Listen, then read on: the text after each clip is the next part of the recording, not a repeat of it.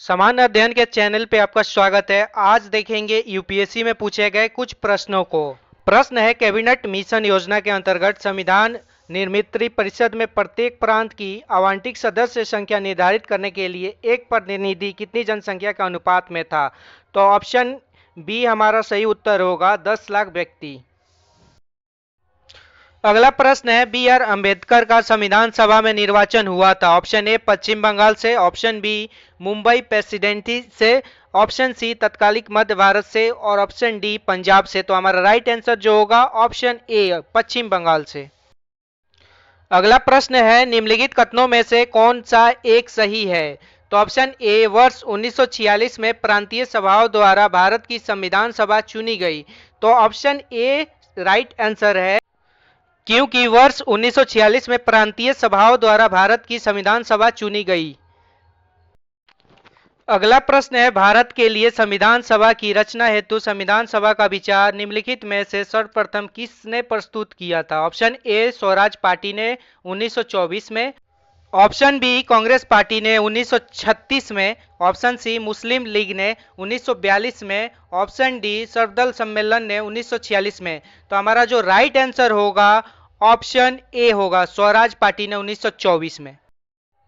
अगला प्रश्न है, भारतीय संविधान सभा के प्रथम दिन के अधिवेशन की अध्यक्षता इन्होंने की थी। Option A doctor Rajendra Prasad, option B Pandit Jawaharlal Nehru, option C doctor B R Ambedkar, option D doctor Sachchidanand Sinha.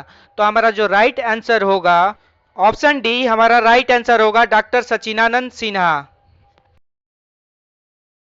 अगला प्रश्न है, संविधान के किस अनुच्छेद में यह व्याख्या की गई है कि प्रत्येक राज्य शिक्षा के प्राथमिक स्तर पर मातृभाषा में शिक्षा की पर्याप्त सुविधाओं की व्यवस्था करने का प्रयास करेगा? ऑप्शन ए अनुच्छेद 349, ऑप्शन सी अनुच्छेद 350, ऑप्शन बी अनुच्छेद 35, ऑप्शन डी अनुच्छेद 351। तो हमारा राइट आंसर जो होगा ऑप्शन सी होगा।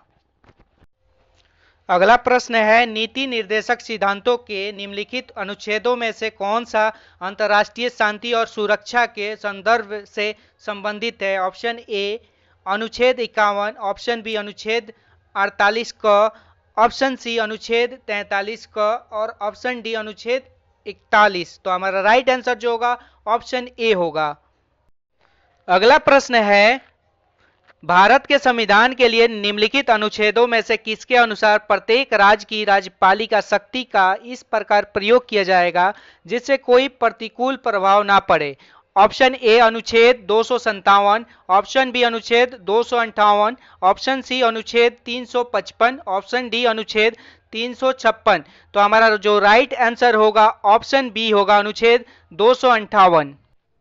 अगला प्रश्न है, भारत के संविधान के निम्नलिखित कौन से अनुच्छेद में उपबंध है कि 14 वर्ष से कम उम्र के किसी बालक को किसी कारखाने या खान में काम करने के लिए नियोजित नहीं किया जाएगा या किसी अन्य परिसंकटमय नियोजन में नहीं लगाया जाएगा? ऑप्शन ए अनुच्छेद 24, ऑप्शन बी अनुच्छेद 45, ऑप्शन सी अनुच्छेद 330, ऑप्शन डी अनुच्छेद 368। तो हमारा जो राइट आंसर होगा ऑप्शन ए होगा, अनुच्छेद 24। अगला प्रश्न है, भारतीय संविधान में समानता का अधिकार 5 अनुच्छेदों द्वारा प्रदान किया गया है। यह है ऑप्शन ए अनुच्छेद 16 से अनुच्छेद 20, ऑप्शन बी अनुच्छेद 15 से अनुच्छेद 19, ऑप्शन सी अनुच्छेद 14 से अनुच्छेद 18, ऑप्शन डी अनुच्छेद 13 से अनुच्छेद 17। तो हमारा जो राइट आंसर होगा ऑप्शन सी हमारा राइट आंसर होगा, अनुच्छेद 14 से अनुच्छेद 18। दोस्तों वीडियो अगर अच्छी लगे तो चैनल को सब्सक्राइब कीजिए। Thanks for watching.